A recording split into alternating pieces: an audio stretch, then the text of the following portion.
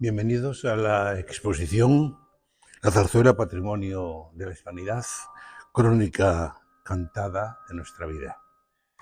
Esta exposición nace en esa lucha que hemos tenido, o de esa lucha que hemos tenido en los últimos años para que la zarzuela fuese considerada patrimonio de la hispanidad. Pensó el Ministerio que era importante hacer una gran exposición y esta exposición se concibió inicialmente para el Teatro de Almagro, pero ha llegado a su cumbre justamente aquí, en esta sala del Ayuntamiento de Madrid, porque fue concebida así de grande y así de hermosa. Bien, quizá ustedes sepan que la zarzuela es un género muy antiguo, en realidad comienza a mediados del siglo XVII, nace justamente en lo que hoy es el Palacio de la Zarzuela, donde viven los reyes, porque allí hizo el rey Felipe IV un palacio para su hermano Fernando, un palacio de caza, un poco para controlarlo, y en ese palacio fue Calderón de la Barca el primero que hace una obra que se subtitula Zarzuela. A partir de ahí y hasta nuestros días, este género diríamos que inundó España y, muy importante, la hispanidad, es decir, América. Los títulos que se han hecho superan los 11.000, que es un disparate, lo cual indica realmente que España ha vivido para y pendiente de este género. Por eso el subtítulo es Crónica cantada de nuestra vida. El género tuvo éxito porque en ella se cantaban los amores, los desamores, los deseos, las preocupaciones, se cantaba la patria, se cantaba las regiones, se cantaban, en fin, todas nuestras costumbres, y eso hizo realmente que el pueblo creyese en ella. La exposición se inicia aquí, justamente dedicada al siglo, la parte que conocemos del siglo XVII, y comienza con, como ven ustedes, estos hermosos vestidos que son copias de los personajes de los que hablaba esta zarzuela en el Palacio de la Zarzuela de Felipe IV, que eran temas nada humanos. Es decir, la zarzuela estaba protagonizada por dioses, diosas, héroes. Por tanto, nace, escuchen, como género regio, como género, diríamos, de la monarquía.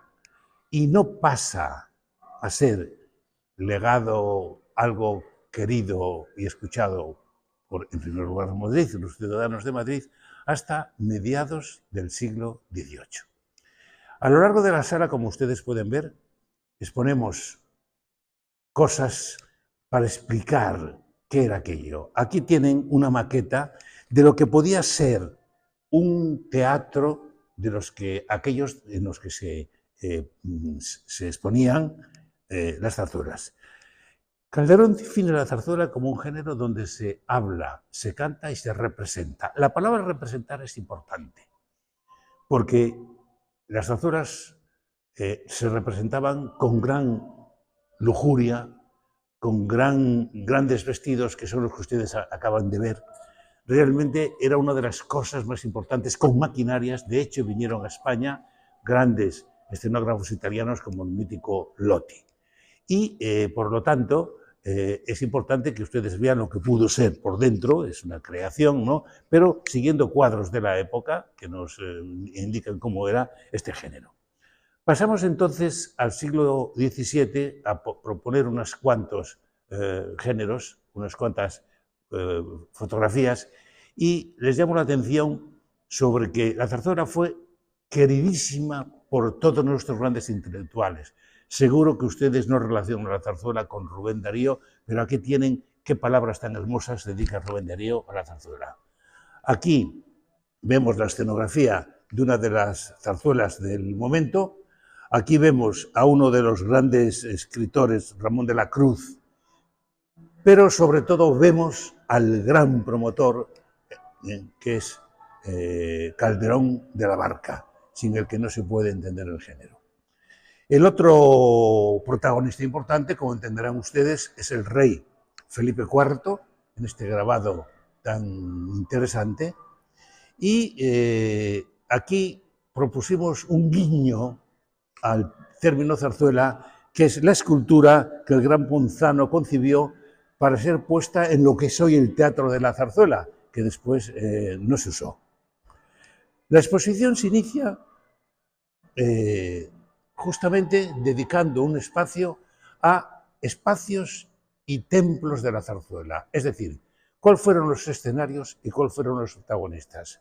Vean ustedes, tengan ustedes una visión general de lo que es el primer período de la zarzuela, que nace en 1851 con el estreno de Jugar con Fuego de Barbieri, y pasamos aquí a ver ya los escenarios. Los escenarios y las compañías fue algo muy importante. La zarzuela nunca tuvo ayuda estatal, nunca tuvo ayuda de la monarquía, sí lo tuvo la ópera, y por tanto tuvieron que defenderse.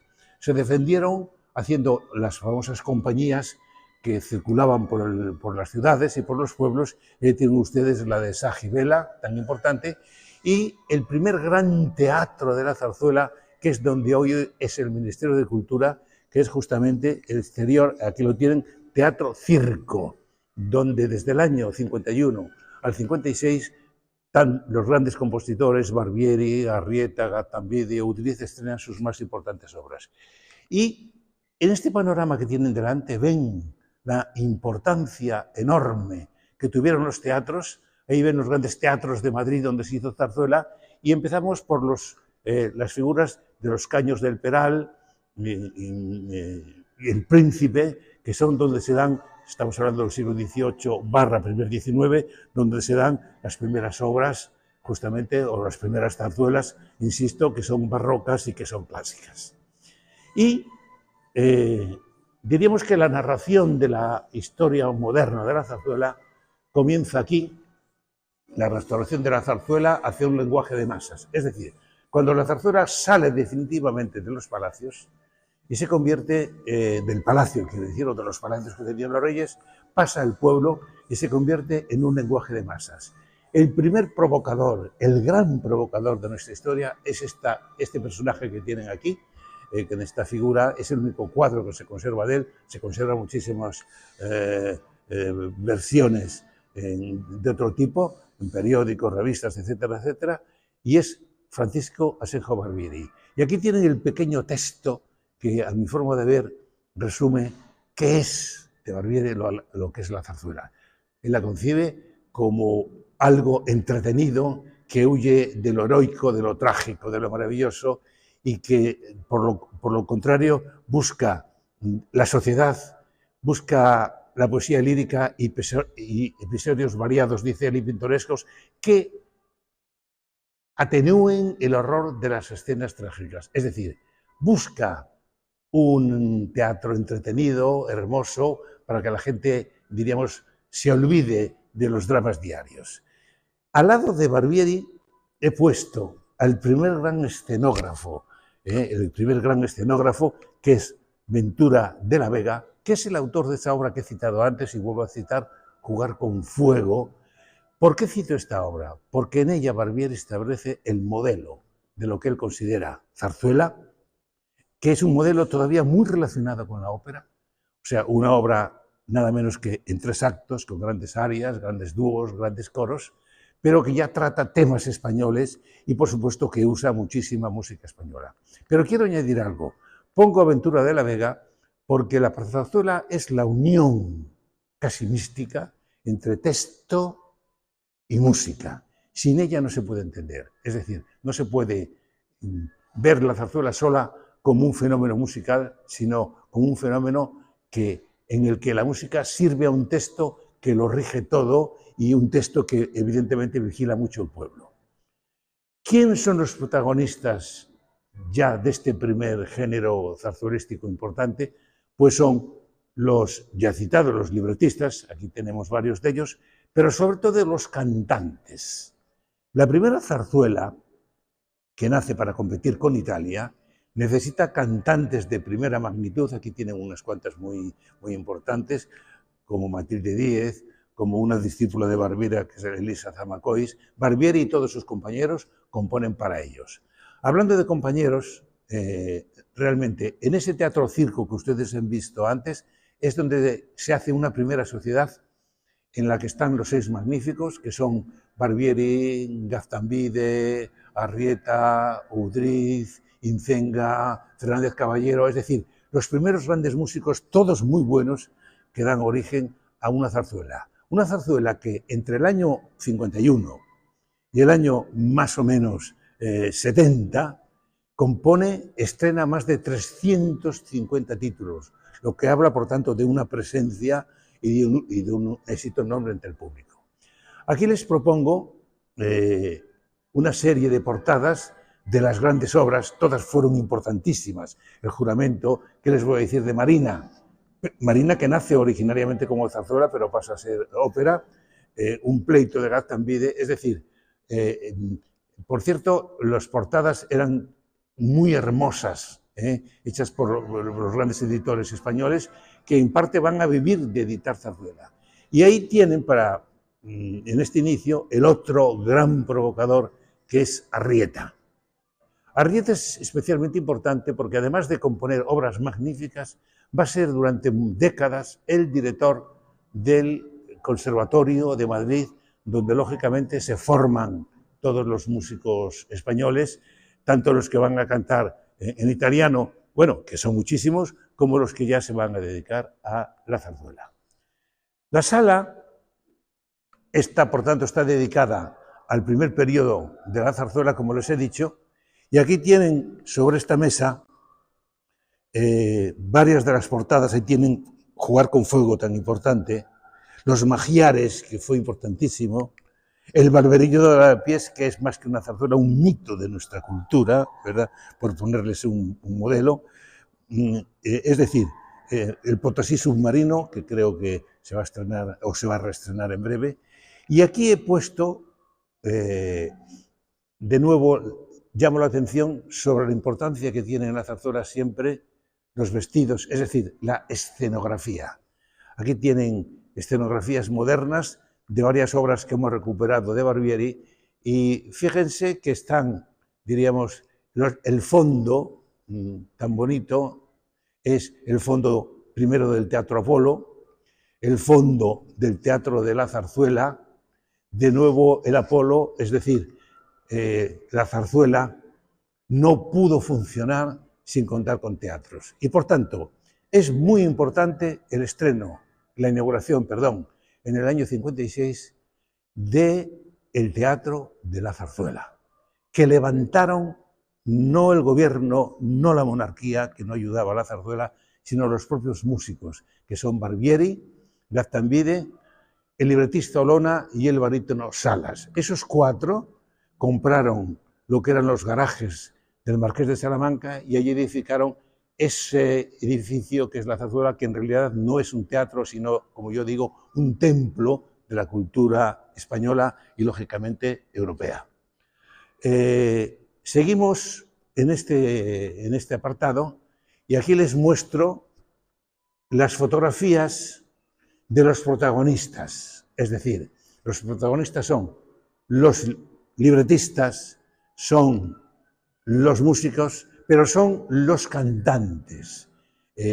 Los cantantes que eran mitologizados, se hicieron importantísimos, y aquí tienen a la derecha como se hizo en mi época con los futbolistas, se hacían aquellos cromos que comprábamos, ¿no? Aquí tienen la importancia que tenían estos compositores, que eran coronados, como ustedes, rodeados de oro, y se vendían. Estos son grabados de la época. Y aquí tienen uno de los inmensos protagonistas que ustedes conocerán porque es de los grandes compositores, que es Manuel Fernández Caballero, que es un poquito más joven, pero pertenece al grupo inicial. En esta sala hemos propuesto también, para que se den cuenta de lo que era el género, esta maqueta, que es una maqueta del Barberillo de Lavapiés, una maqueta maravillosa, donde ven el lujo que tenía, el peso de la orquesta, en fin, realmente, insisto por tercera vez, la zarzuela no es concebible sin la importancia que asume la escenografía como parte esencial del género. Pasamos al final, exactamente en los años 60, de este periodo primero, que dijimos que llegaba hasta los 70, se produce un fenómeno muy importante que es el nacimiento del género bufo. El género bufo es un género francés que lo trae a España el gran Arderius y que va a tener una importancia enorme. ¿Por qué razón? Porque en los bufos la zarzuela asume una trascendencia enorme, denuncia, con la fuerte denuncia política y social, con la crítica a la monarquía, a la aristocracia, a la religión, a los militares, pero sobre todo porque le dan una importancia trascendente a la escena como instrumento, con grandes y costosas escenografías, y donde, realizadas por gente como Busato, Muriel y Ferre, y sobre todo porque en ella va a aparecer el ballet, va a aparecer la danza, y especialmente va a aparecer esa danza que se considera erótica, peligrosa por la derecha y por la Iglesia, que era el cancán, que lo llenó todo realmente, y el cancán, que es una muestra de la defensa del placer como motor de la escena y bailada por las famosas y conocidas suripantas, que eran las protagonistas, diríamos, de estas obras. La importancia, por tanto, del género bufo es enorme porque es la primera ruptura, diríamos, del modelo zarzuela y va a tener una trascendencia ya a lo largo de este periodo. Aquí les propongo una serie de caricaturas que indican hasta qué punto es importante, eran importantes estos músicos que salían ya puestos como héroes y caricaturizados. Y aquí la de abajo es muy importante porque es la caricatura de los bufos. Ahí tienen a Arderius teóricamente examinando el cuerpo de las suripantas. En fin, es una crítica muy curiosa, muy interesante de lo que pasaba. En esta sala finalmente nos despedimos, diríamos, de ella con algo importante, y es, otra vez, recordar que la zarzuela es inentendible sin los poetas. Y aquí tienen el mítico cuadro de Larra leyendo sus poesías a sus compañeros, Zorrilla leyendo a sus compañeros, del gran Esquivel, ahí tienen al protagonista, ¿no? A Zorrilla, y varios de estos caras que ven aquí, pero bastantes, fueron autores de zarzuela.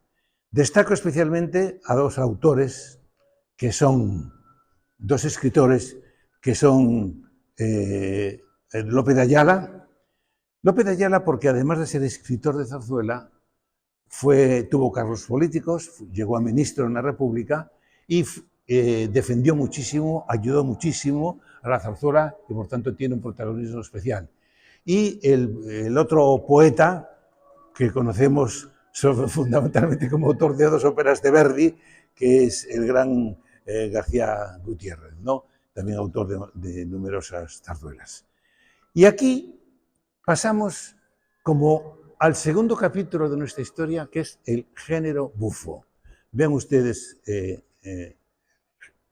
esta sala, los vestidos típicos de muchas obras del género chico, y el género chico es uno de los hechos más trascendentes de nuestro teatro.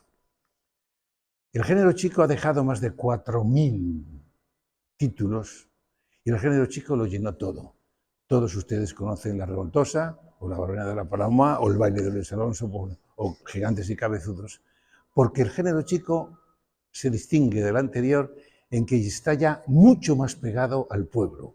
El género chico es un género en el que, diríamos, se narra las vicisitudes diarias, los personajes diarios, las costumbres diarias, las modas, los guiños políticos, y se hace con un lenguaje ya alejado de Italia, totalmente español, diríamos que bastante sencillo, pero que solo se puede hacer en España. Y se hacen obras geniales, absolutamente. Hay un dicho muy curioso de el músico Saint-Saëns, que era muy amigo de Chapí, y le escribía a Chapí diciendo que cambiaba toda su obra por La Revoltosa. Es decir, nosotros, el teatro español no se puede entender sin este género. Este género que comienza, que tiene autores importantísimos. Bueno, este es un guiño a lo anterior, es decir, al género bufo, el retrato de una suripanta, una de esas cantores, y estos versos que indican muchísimo que eran: la vida agreste me espanta, quiero entrar de suripanta, dime lo que debo hacer. Debes el pelo cortarte en cuanto pienses venirte y debes, más que vestirte, aprender a desnudarte. Creo que es un texto muy curioso que explica muy bien el espíritu ese erótico y de diversión que tiene el género. Y en la sala comenzamos exponiendo pues, a uno de los 10 más grandes autores del género chico, bueno, de nuestro teatro, que es el gran Tomás Bretón Hernández. Solo con habernos dejado La verbena de la paloma, diríamos que la inmortalidad es absoluta. Fue un compositor totalmente genial. En realidad, él tenía más vocación de compositor de ópera, dejó 13 óperas, que de zarzuela, pero sin él no se puede entender el momento. A partir de aquí, he tratado de echar un guiño a los escenógrafos, es decir, a los que vestían el género chico con unas escenografías magníficas. Hay un autor especialmente importantísimo, que es un alemán que vino a España, que es Wolfgang Burmann, y aquí tienen varios figurines, diríamos, bocetos de escenografía para obras. Esta es la plaza de una aldea, esta es nada menos que Jugar con fuego, esta es el Monero de Suiza, Dudit, que fue una obra importantísima, y aquí tienen otras varias de él. Realmente fue un hombre de una importancia enorme. Hizo gran parte de las escenografías de la Ópera de Madrid, o sea, del Teatro Real, no se lo desde aquí. Y le sigo proponiendo ahí estas bellísimas portadas de tantas y tantas zarzuelas dignas de... Todas estas, por ejemplo, que ponemos aquí, fueron muy importantes: el gorro frigio, el uso de la guardia, el cornetilla. Y aquí, en esta parte de la exposición, quise rendir homenaje, quise llamar la atención sobre la importancia de nuestro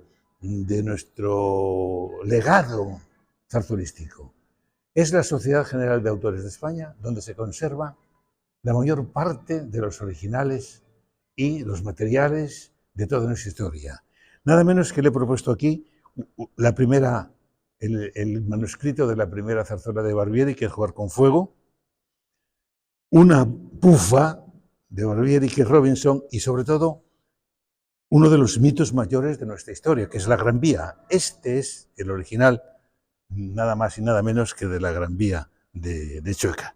Y aquí he hecho un guiño a Chapí, que además de ser un músico infinito, era un gran pintor, como ven ustedes, y un gran dibujante. Y seguimos aquí con diseños, figurines de las grandes zarzuelas. Esta es del coro de repatriados de Gigantes y Cabezudos, esta es del baile de Luis Alonso, y aquí tienen ustedes esta maravilla de figurines para pan y toros. Se dan cuenta de la belleza, de cómo se tomaba en serio, diríamos, en estos momentos todo el mundo escenográfico. Sigue aquí. Este es Goya en Pan y Toros, ¿no? Y seguimos con estos figurines hasta el final, donde son los figurines para el barberillo de Lavapiés. Pero a la izquierda he querido hacer un homenaje, porque es tan difícil, a las decenas y decenas de cantantes importantísimos del momento, con fotografías todas bellísimas del momento. Aquí tienen Ricardo de la Vega, bueno, él es escenógrafo, pero aquí tiene una serie de cantantes míticas. Aquí tiene una fotografía de Federico Chueca, que por cierto era un gran fotógrafo, y aquí tienen a mitos de la Lucrecia Arana y otros de los protagonistas para los que eran concebidos estas obras. Este periodo se termina, se termina justamente con la llegada del siglo XX, pero antes he concebido un homenaje a los libretistas, es decir, a los escritores. ¿Y a quién? Pues a la Sociedad de Autores, porque es importante que sepan que el músico español pudo vivir gracias al teatro lírico. Cuando en el año 35, 1835, comienzan las varias desamortizaciones de la Iglesia, que quitaron a la Iglesia más del 60% de sus bienes, los músicos que servían a la Iglesia, que eran los más abundantes en España, perdieron su trabajo y tuvieron que acogerse ¿a qué? Pues a tocar en los cafés, en los salones y sobre todo dedicarse al género lírico, es decir, a la zarzuela. Y fueron sometidos a una serie de editoriales que los tenían medios esclavizados, pero en torno a los 80 comienza el levantamiento de los músicos, que es el que lleva a la creación de la SAE, que es la antecesora de la Sociedad de Autores. Es decir, ya se obliga a los editores a pagar los derechos de autor por primera vez. Esto fue un hecho muy importante. Y aquí pongo la fotografía del fundador de la Sociedad de Autores, que es Sinesio Delgado, junto con Chapí, que lo veremos allí, y el primer presidente, que es el poeta asturiano Vidal. Y aquí he hecho una ojeada a algo que es importante. La zarzuela tenía miles y miles de espectadores. Por un documento que escribe Madoff en el año 1876, sabemos que en ese año hubo en España 4.403 funciones de zarzuela. 4.403 funciones de zarzuela significa que la zarzuela se hacía en todos los lugares de España, no solo en Madrid y Barcelona, se hacía en Cangas de Narcea y en Betigudino, en todos los municipios probablemente de más de 2.000 habitantes. Si ustedes multiplican, suponen que cada una de esas funciones fueron solo 400 personas, nos da que ese año 1.600.000 españoles vieron zarzuela. 1.600.000 españoles sobre 15 millones de habitantes que tenía España es más público que el que ve hoy el fútbol. Y esto justamente que ven aquí, los libretos, indica realmente hasta qué punto. Se hacían libretos de todas las obras, se vendían de una manera enorme. Cuando se estrena La Gran Vía, tuvo 17 ediciones el primer año. Esto significa que el pueblo compraba las ediciones, evidentemente, y aquí tienen una colección muy bonita, escogí algunas especialmente bellas, de la trascendencia de los libretos. Hay más de 22.000 obras líricas editadas en libreto. O sea, estamos hablando, insisto, de un mercado infinito. Y he echado una ojeada a otra cosa muy importante, que son los nuevos medios de comunicación. Es decir, a finales de siglo comienza una revolución enorme que nos lleva a grabar la música, a radiar la música, a ver la música en el cine, a ver la música en estos aparatos que se inventan.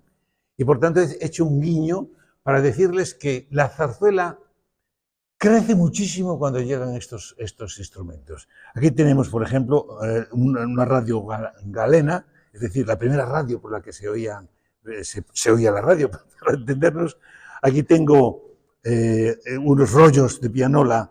Las familias burguesas que tenían una pianola compraban estos rollos y con una manivela se escuchaban. Ahí tienen el catálogo de la cantidad enorme de zarzuelas que fueron pasadas a radio. Aquí tienen la invención del primer disco de metal, que es eso, de la Gran Vía, esto es del año 1900, y ahí tienen el disco de cartón perforado, se da con esa manivela y se oye casi todo dedicado a la zarzuela, y el último invento, evidentemente, es ya el tocadiscos, para entendernos, es decir, el cilindro de cera. Ese cilindro que hay ahí, pequeño, que tiene cera por dentro, se mete en ese aparato y suena la música, en gran parte de zarzuela. Creo que ya los japoneses han logrado que se puedan leer de nuevo. Pero esa es la primera grabación que se hace en España. Las primeras grabaciones que se hacen en círculos de cera. Seguimos con este pequeño homenaje. Ahí tienen a Sinesio Delgado, que es el fundador de la SGAE, y esos versos de Eduardo Marquina, sus nombres que en sus obras nos legaron, grave el cariño en mármoles constantes. Por nuestra libertad se levantaron, el rumbo a nuestro paso nos marcaron y somos hoy porque ellos fueron antes. Allí tienen a Chapí. Chapí es el gran genio musical, pero un activista enorme de la causa de los músicos. Probablemente junto con Barbieri y quizás con Breton, los hombres más trascendentales, no solo por una música maravillosa, sino justamente porque movieron y lucharon muchísimo por los músicos. Ahí tienen un cuadro muy famoso, El agua hace corillos de aguardiente, y he propuesto varios textos, insisto, como al comienzo. Aquí tienen un texto de Emilia Pardo de Bazán. ¿Por qué hemos de incidir en la vulgaridad de diseñar la zarzuela? En ella hemos descollado, y cuando se dice que nuestra música no logró interponerse en los mercados extranjeros, sé decir que preferiría siempre una zarzuela graciosa y divertida a una ópera de las que no hacen época en la historia del arte. Muy interesante que esta gran conocedora de la lírica, porque conoció muchísimo la ópera, diga esos textos. Aquí tienen de nuevo varios cuadros dedicados a la zarzuela, en este caso de Armenteros, representaciones de la Gran Vía, del bateo y del año pasado por agua, y el bateo. Y este es el texto que Gregorio Marañón, dedica al género chico. Parecía entonces alimento de trasnochadores y frívolos, y hoy vemos ya como un ejemplo no repetido en la historia de los géneros literarios, porque ni en su gracia tocada de chabacanería, ni en su poesía, ni en su música había nada que sobrase ni que faltase. Y el gran cuadro que está en las GAE, de Chapí, que es el fundador de las GAE y el autor de tantísimas obras maravillosas. Con esto terminamos, llegamos al siglo XX. Aquí tienen una serie de autógrafos de varios de los compositores. Los pongo por, sin conocer la grafía de estos autores. Aquí tienen portadas muy bellas, lo ven, de varios autores. Y aquí tienen, qué curioso, a la familia Emilio Sagi Vela, escuchando admirados ante el invento del tocadiscos. Lo ven ahí, ¿no? Es una foto muy bonita e histórica, diríamos, de este invento. O sea que pasamos ahora al siglo XX. Pasar al siglo XX significa pasar a el momento más importante. Aquí iniciamos lo que he denominado la época más gloriosa del teatro de la zarzuela. No del teatro, del género de la zarzuela. Desde el año 1900 a la Guerra Civil del 36 se compusieron más de 4.000 títulos. En Madrid hubo 20 o 30 teatros cada año que hacían zarzuela. En Barcelona algo similar. En Valencia 6 o 7 teatros. Pero la zarzuela inundó todos los pueblos de España, todos los lugares, con éxitos inmensos. ¿Cuál es el primer hecho distintivo del siglo XX? El primer hecho distintivo es que en el siglo XX la zarzuela camina por 5 rutas que se interrelacionan, pero distintas. Zarzuela grande, zarzuela chica, género chico, revista, variedades, género ínfimo, opereta, zarzuela regional, zarzuela grande restaurada. Es decir, es un inmenso camino donde se producen obras espectaculares. De hecho, casi toda la ópera que hoy oímos es de este periodo. El capítulo lo comienzo con la corona que llevó Julia Pons para el estreno de la mítica La corte de Faraón, que es el éxito mayor que ha tenido una obra española en toda su historia. En el año 1910 en que se estrena, tuvo más de 10.000 funciones. De esta obra habló Unamuno, habló Falla, habló todo el mundo, porque provocó una auténtica conmoción.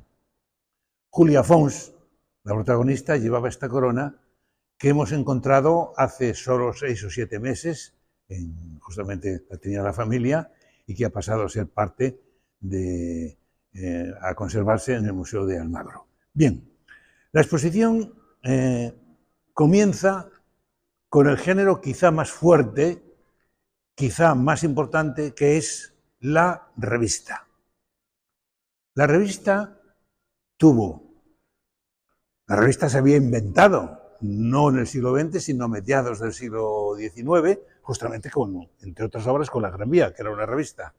Pero en el siglo XX asume un protagonismo inigual. La revista necesitó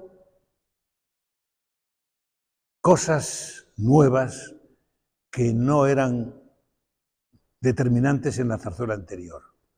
La revista, por ejemplo, va a descubrir el cuerpo de la mujer, va a descubrir, por lo tanto, la importancia de la visualidad, de la erótica, y por lo tanto va a provocar a los mejores figurinistas de nuestra historia, que van a crear cosas tan espectaculares como esto que ustedes acaban de ver. Estos son los vestidos de las últimas revistas representadas en España. El género, la zarzuela, comienza a vivir en el siglo XX lo que yo llamo aquí la explosión de la zarzuela, la imparable irrupción de la modernidad. ¿Qué quiero decir? Quiero decir que en contra de lo que se ha pensado de la zarzuela, que era de la derecha, franquista, etcétera, etcétera, eso es un error inmenso que no tiene que ver nada con la realidad. La zarzuela es uno de los medios más importantes de cómo España llega a la modernidad, de la provocación, de la entrada de Europa, etcétera, etcétera. Y comienza justamente con un género llamado género ínfimo, que son obras zarzuelas en un acto, cuyas obras más importantes están en las portadas que exponemos aquí. Vean ustedes los títulos provocadores, Las castigadoras, Cómo están las mujeres, El género ínfimo, Mujeres de fuego, Las leandras, La gatita blanca, Las bribonas, es decir, por cierto, unas portadas, como ven ustedes, bellísimas, muy bien diseñadas. Y aquí proponemos unos cuadros desconocidos hasta ahora, que estaban en las GAE, de varios de los grandes libretistas. Aquí tienen ustedes nada menos que Arniches, autor de más de 200 zarzuelas. Aquí tienen ustedes a Jacinto Benavente. Y sobre todo tienen ustedes el retrato de Carlos Fernández Shaw, de Joan Casas. Este es realmente, bueno, los dos Shaw, dos de los más importantes compositores. Y un cuadro poco conocido de uno de los mejores músicos de nuestra historia, que es Pablo Sorozábal. Reflexiono aquí sobre los géneros frívolos. Digo que en estas obras lo fundamental, en esta vida frévola, hedonista y erótica que ofrece, parten de una música epicúrea, pegadiza y bailable, con presencia del cuplé y de un texto con numerosos mensajes eróticos, subversivos y anarquizantes que responden a una fuerte demanda del erotismo común en toda Europa. Las palabras sicalipsis o sicalíptico se imponen para definir aquel fenómeno también denominado ola verde, que llenan los felices 20 con desnudos, diálogos obscenos o chistes políticos y sexuales. Pocos años antes hace su aparición el género de variedades o varietés, un fenómeno en la misma línea donde se da la alternancia de números visuales y cantados junto con el circo, el malabarismo, etcétera, la canción, el baile, etc. Es decir, España comienza a caminar por una ruta totalmente desconocida, que es una ruta de apertura absoluta, muy atacada en estos momentos por la Iglesia, lógicamente, porque rompía con todos los modelos. Aquí tienen a la izquierda una serie de carteles de grandes divas, es decir, la mujer asume una importancia inmensa, lo hemos dicho, como personaje, como cantante y como cuerpo, es decir, como uno de los elementos de provocación. Saben ustedes, estos son en realidad el espíritu de las vedettes, y aquí les expongo varias de ellas: Pilimil, la Yankee, la mítica Amelia Rosaura, todas estas obras con estos carteles tan espectaculares llenaron los escenarios. El año 31 en que llega la República se estrenaron Las Leandras tuvo 500 funciones aquel año, lo cual indica hasta qué punto toda esta música trascendía, era admirada, era cantada y, por supuesto, no se olviden, ya era transmitida por la radio, era transmitida en discos, era puesta en cine, es decir, una trascendencia enorme. Y aquí, por lo tanto, proponemos el retrato de varios provocadores. Este es un cuadro muy desconocido, por eso lo he puesto, del gran maestro Alonso. El siguiente en competencia con él, gran músico, que es Guerrero. Y aquí tienen varios de los divos. O sea, aquí podríamos habernos dedicado casi la exposición a la fotografía de los divos y sobre todo divas de estos géneros. Alejandro Miquis, que era un periodista muy famoso, habla, por ejemplo, de la opereta. La opereta tiene además de otras ventajas y supremacías. Es evidente que unas cuantas mujeres artísticamente vestidas o artísticamente desnudas, que para todo se necesita arte, bañadas de luz y colores, son infinitamente más gratas a quien mira que los tugurios, sótanos, sotobancos y demás sitios de recreo a que suelen llevarnos los dramaturgos menudos al uso, y esa superioridad bien vale una temporada de opereta. Aquí tienen varias de las grandes vedettes y cantantes, no solo vedettes, a la Cora Raga, por ejemplo, la Leonís, que fue un mito enorme. Aquí tienen a Guerrero, nada menos que con Celia Gámez, Bañuls, es decir, estos magníficos, por supuesto, hay decenas y decenas y centenas de fotografías en estos momentos. Otra importantísima, que es Eugenia Galindo, y dos obras míticas de Alonso, Las Corsarias y Las Castigadoras, y las pongo sobre todo para que se den cuenta, aquí en Las Castigadoras, la riquísima escenografía, la carísima escenografía, que era importantísima. Es decir, la gente iba a oír, pero también a ver, y el ver era tan importante como el oír. En este periodo he hablado de la revista, he hablado del género ínfimo, y el tercer género en importancia fue la opereta. Todos ustedes saben que la opereta es un fenómeno vienés, francés, o sea, centroeuropeo, pero llegó a España. Todos los grandes músicos pusieron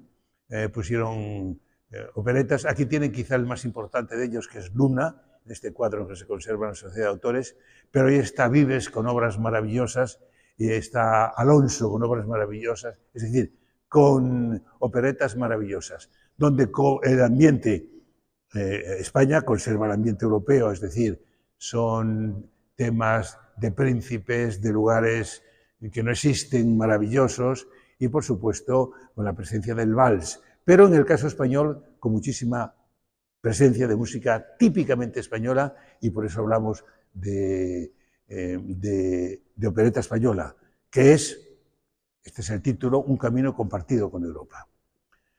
El 20 sigue esta importancia trascendental que le he dado a la revista y a la opereta. Está representada por los diseños únicos de este genio que fue Retana. Aquí tienen ustedes varios vestidos, o sea, diseños de personajes de la opereta y sobre todo de la revista, hechas por este genio. Se conservan más de 200, todos en el Teatro de Almagro, y vean ustedes la originalidad y la genialidad en color, en diseño, esa fantasía en tratar el cuerpo femenino de esa manera tan curiosa, ¿no? Y tan provocadora, evidentemente, porque de eso se trataba fundamentalmente, ¿no?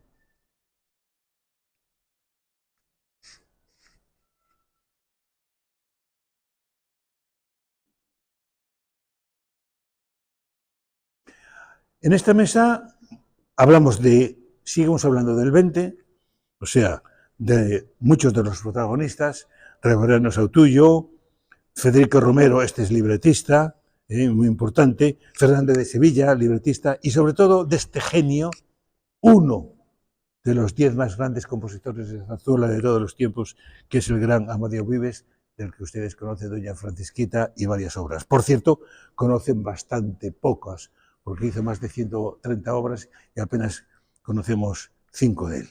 Aquí están portadas de revistas, de zarzuelas que fueron famosísimas, que tienen entre Sevilla y Triana de Sorrozábal, La Marchenera, una obra tan importante de Moreno Terroba, y aquí tienen los compositores, Calleja, Quislán, Vicente Lleó, el autor de La corte de Faraón, y el gran Quinito Valverde, el hijo del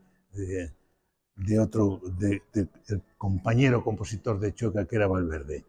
Y hemos hecho aquí un guiño, otra vez, a la escenografía, con esta maqueta de la verbena de la Paloma, tan hermosa, que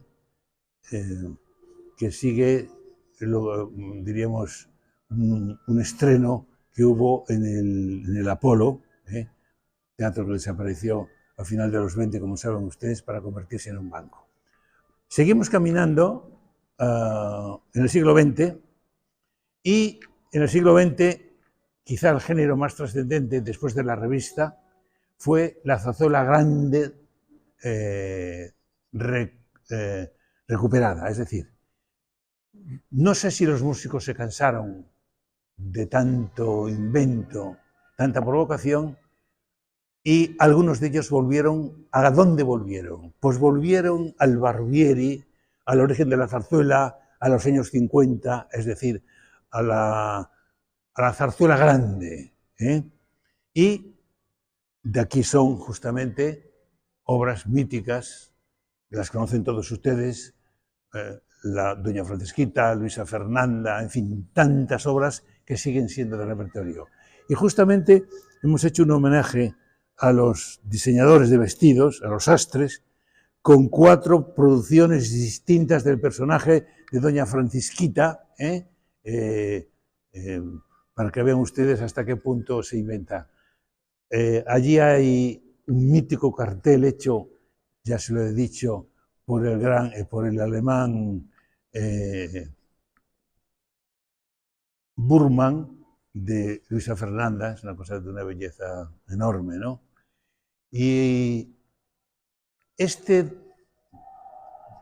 fue el cartel de venta de la primera grabación de Doña Francisquita, por Regal, por eso lo hemos situado aquí. Y volvemos, o sea, seguimos con los grandes protagonistas del siglo XX.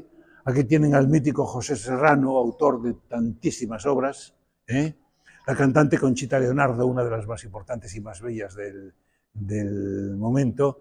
Aquí tienen lo mismo a Penella, autor de obras míticas, a Bert, Sautullo y Bert. Aquí hay varios cantantes como Marco Redondo, como Enriqueta Serrano, como María Caballé, como la Vinedo, es decir, obras muy importantes. Guerrero con un compañero, Raúl Martín, uno de sus libretistas. Aquí la pareja mítica de Luisa Vela y Sajibarba. Y aquí ya varias escenografías ya más modernas, pero muy importantes. Este cartel es cuando ya en época franquista, desde el Ministerio de Cultura se hicieron realmente varios espectáculos para recorrer España y recorrer el mundo, ¿no? Este es el cartel de La Rosa del Azafrán, muy conocido. También conocen ustedes el cartel, el Caserío, otra de las obras míticas. Y este cartel, que tiene para mí especial importancia porque es el cartel del estreno de la Gran Vía en París, en la mítica Sala Olimpia. La Gran Vía es la obra española que más se conoce en el mundo, se ha traducido a todos los idiomas, se ha dado en todos los lugares, incluso tuvo unos versos, unos textos maravillosos de Nietzsche, cuando la vio en Turín, expresando la admiración que le produjo la genialidad de la Gran Vía. Justamente porque, por culpa de este cartel, hemos hecho un homenaje de nuevo a los sastres que hacen estas maravillas, y con estos personajes tan bonitos ya, y que aluden a los personajes. Aquí tienen el vestido de la calle Huertas, personaje de la calle Huertas, personaje de la calle Sevilla, personaje de la calle Montera, ya ven ustedes, y estos personajes politizados, muy interesantes, estos y estos de aquí lo mismo, ¿no? Todo es un poco también para que vean cómo la zarzuela ha provocado tanto arte a su alrededor.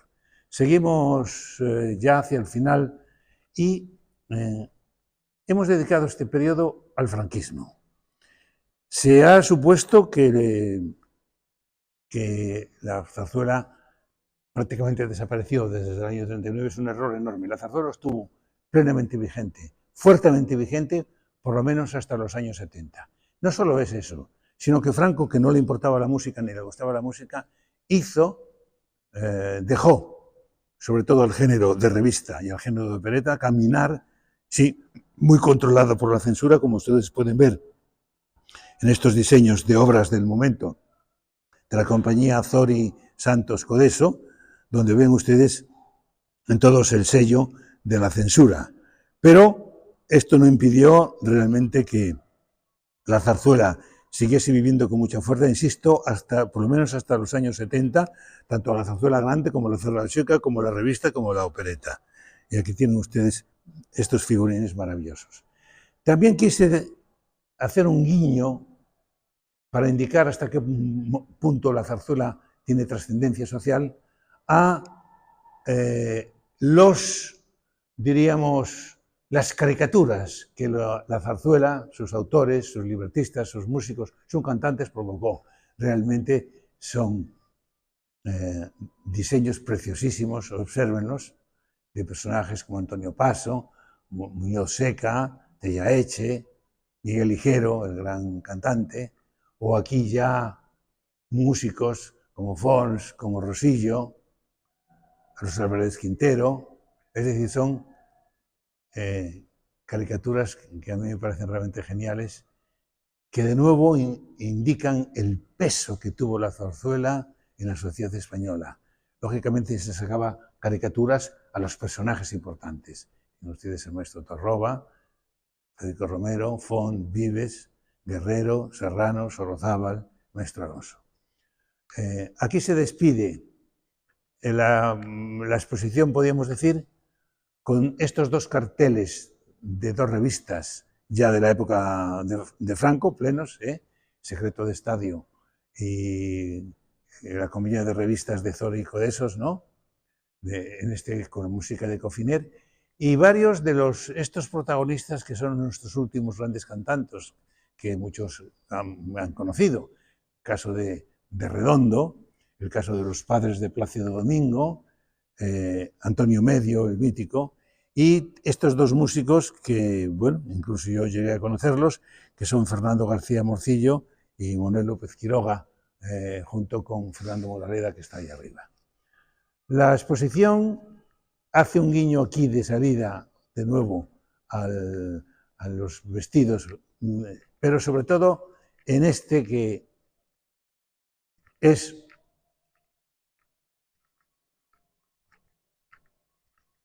el personaje central de la opereta El juramento de Gaztambide, que recuperamos. Era una opereta totalmente desconocida, que tuvo un éxito inmenso en el siglo XIX y que recuperamos para que el gran Del Pozo hiciese este vestido de la protagonista.